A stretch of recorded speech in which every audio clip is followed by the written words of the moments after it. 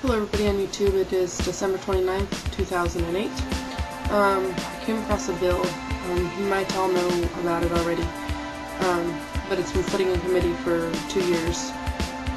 It's called the Universal National Service Act of 2007. It's already been introduced to the House. It's H.R. 393. It's the bill number. I'm going to read you a little bit of it, and then I'm going to put it off to, I'm going to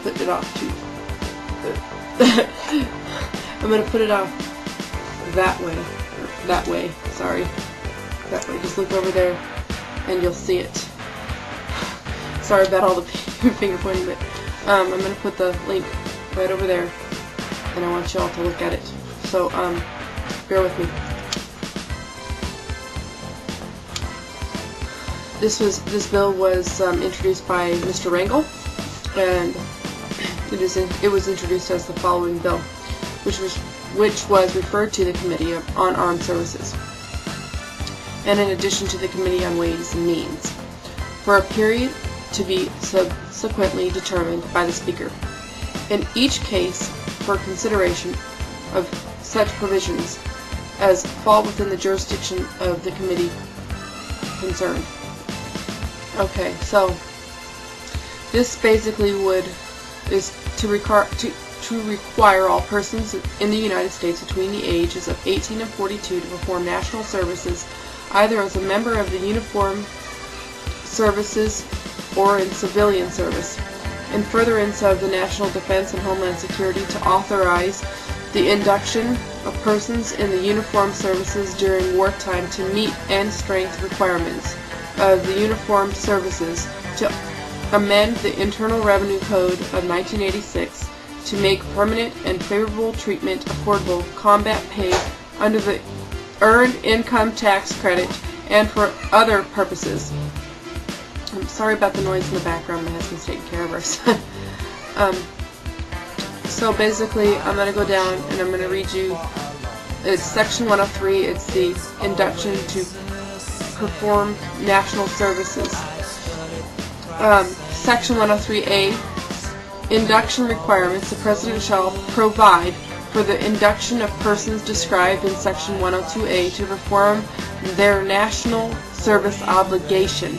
Section B of 103B, limitations on induction for military service. Persons described in Section 102A may be inducted to perform military services only if, number 1, a declaration of war is in effect, 2, the President declares a national emergency, which the President determines necessities the induction of persons to perform military service, and immediately inform Congress of the reason for the declaration and the need to induct persons for the military service.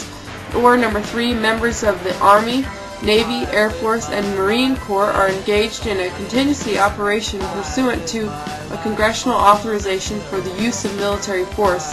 Section 103C, limitations on number of persons inducted for the military service.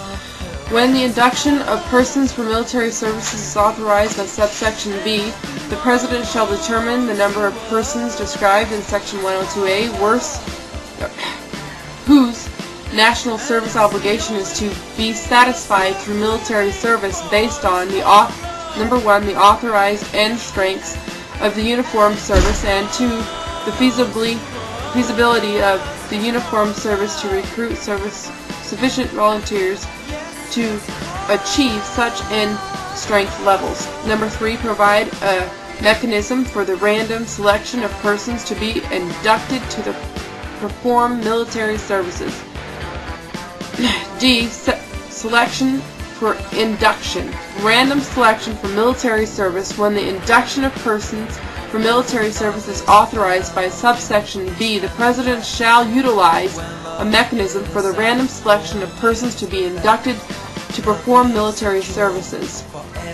Number 2, civilian service. Persons described in Section 102A who do not volunteer to perform military service or are not inducted for military service shall perform their national service obligation in a civilian capacity pursuant to subsection A, B2.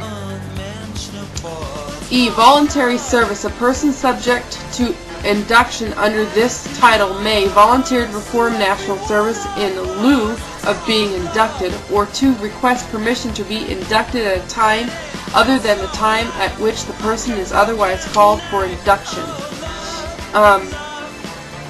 I'll go up to section 102B so you can understand. I'll read it to you. B is forms the national service. The national service obligation under this title shall be performed either, number 1, as a member of an active or reserve component of the uniformed services, or 2, in a civilian capacity that, as determined by the President, promotes the national defense, including national or community services and service related to homeland security. C. Age limits. A person may be inducted under this title only if the person has attained the age of 18 and has not attained the age of 42. Yeah. And there's one other, section 104, the 2-year period of national service. General rule, except as otherwise provided in this section, the period of national service performed by a person under this title shall be 2 years. B. Grounds for extension at the discretion of the President. The period of military service for a member of the uniformed service under this title may be extended, with the consent of the member, for the purpose of furnishing hospitalization, medical, and surgical care for injury or illness incurred in line of duty, or for the purpose of requiring the member to compensate for any time lost to training for any cause. C. Early termination. The period of national service for a person under this title shall be terminated before the end of such period under the following circumstances: the voluntary enlistment and active services of persons in an active or reserve component of the uniformed service for a period of at least 2 years, in which case the period of basic military training and education actually served by the person shall be counted toward the term of enlistment. Number 2, the administration and services of the person as a cadet or midshipman at the United States Military Academy, the United States Naval Academy, the United States Air Force Academy, the Coast Guard Academy, or the United States Merchant Marine Academy. Number 3, the enrollment and services of the person in an officer candidate program. If the person has signed an agreement to accept a reserve commission in the appropriate service with an obligation to serve on active duty if such a commission is offered upon completion of the program. Number 4, such other grounds as the President may establish. This is basically the draft all over again. When I heard Barack Obama talk about making mandatory service part of being able to get aid for college, I just didn't like that. We have this bill that is waiting on Nancy Pelosi, and I'm sure that it will be perfect for our new president. At least that's how I feel about it. But that's all I've got tonight, guys. Just don't forget to look on the side for the link. But that's it. Peace, guys.